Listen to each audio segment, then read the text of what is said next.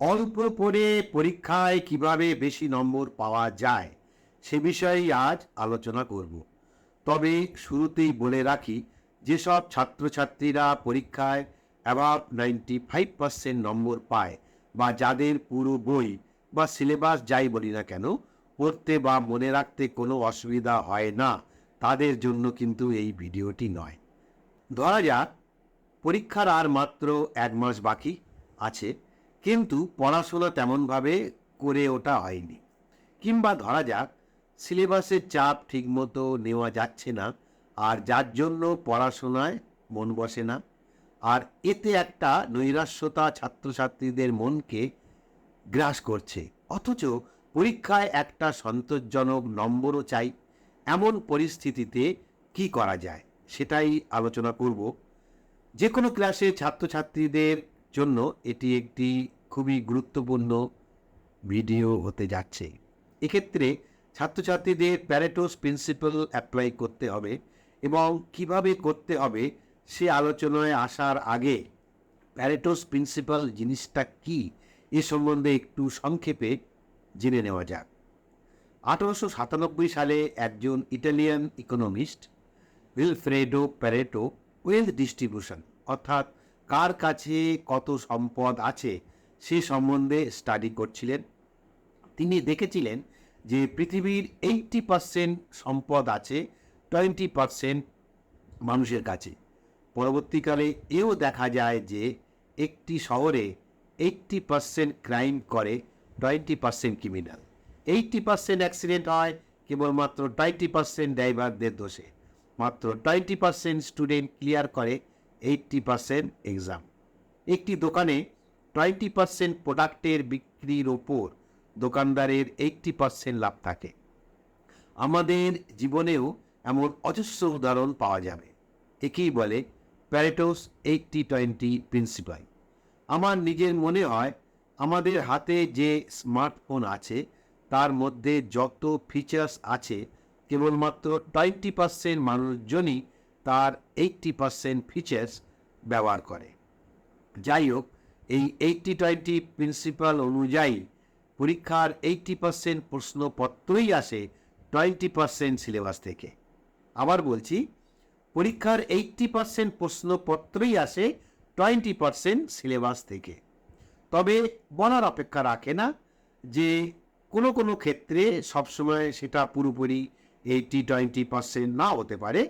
তবু মোটামুটিভাবে এটা বলাই যায় যে পরীক্ষার প্রশ্নপত্রের 80% নাম্বার আসে সিলেবাসের 50%-এর মধ্যেই। তাই পরীক্ষায় 70-80% নম্বর পাওয়ার জন্য পুরো বইয়ের অর্ধেক পড়লেই হয়ে যায়। এখন গুরুত্বপূর্ণ প্রশ্ন হলো এই যে বই বা সিলেবাসে কোন কোন অংশগুলো পড়তে হবে এবং কোন কোন অংশগুলো ছাড়তে হবে।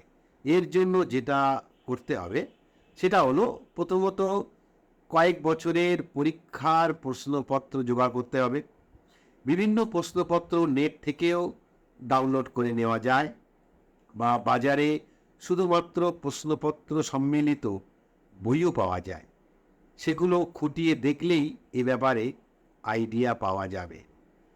তখন ইম্পর্ট্যান্ট জিনিসগুলি, অর্থাৎ বইয়ের যে অংশগুলি থেকে বেশি নম্বরের প্রশ্ন আসে সেগুলিকে দাগ দিয়ে রাখতে হবে বা নোট বইয়ে লিখে রাখতে হবে।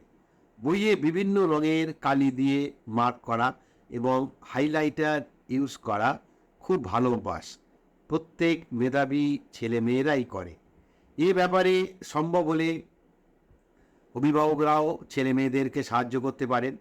অভিভাবকরা যখনই প্র্যাকটিক্যালি তাদের ছেলে মেয়েদেরকে সাহায্য করেন তার একটা দারুণ প্রভাব পড়ে ছেলে মেয়েদের পড়াশোনার উপর।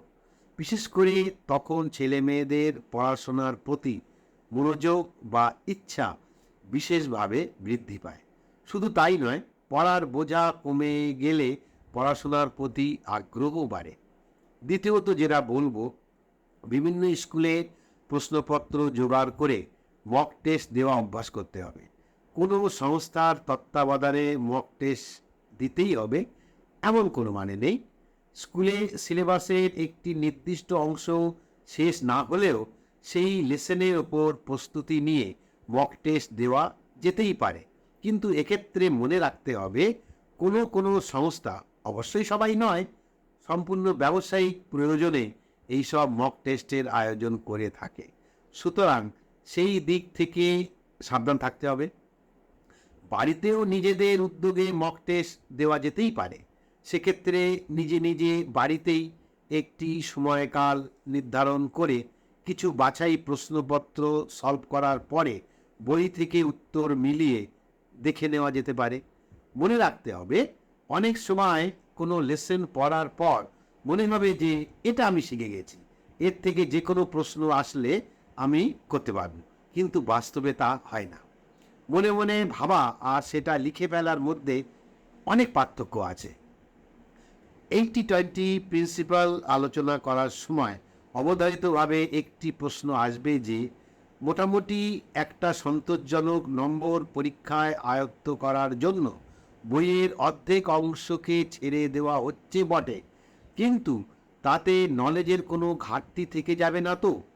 যে ঘাটতি থাকার জন্য ছাত্রছাত্রীটিকে পরের ক্লাসে ভুগতে হতে পারে।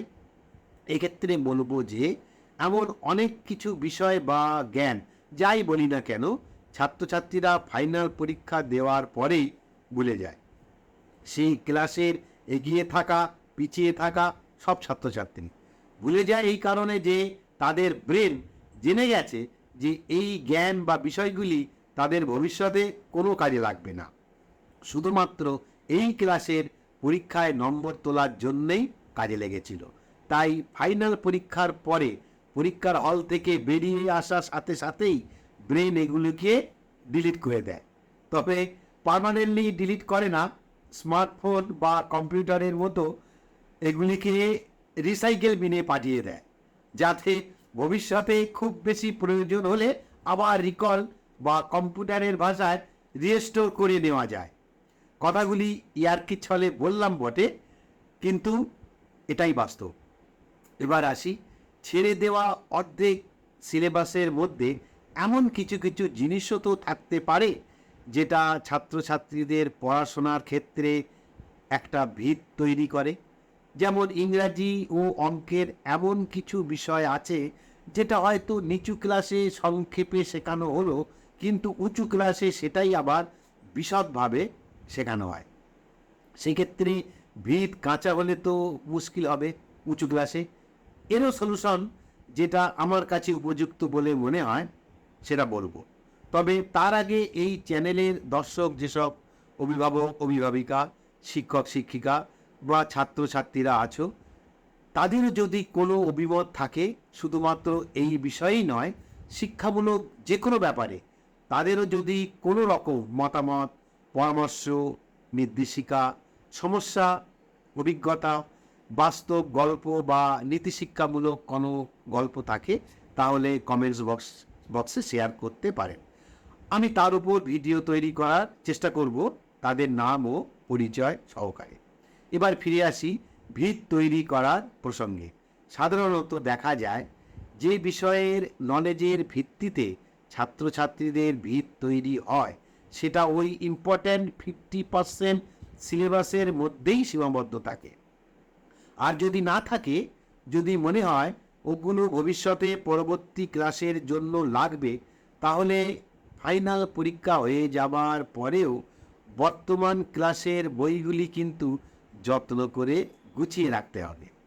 এমন ভাবার কোনো কারণ নেই যে ফাইনাল পরীক্ষা হয়ে গেল, উঁচু ক্লাসে উঠে গেলাম মানে নিচের ক্লাসের বইগুলির সাথে সম্পর্ক সম্পূর্ণভাবে শেষ হয়ে গেল।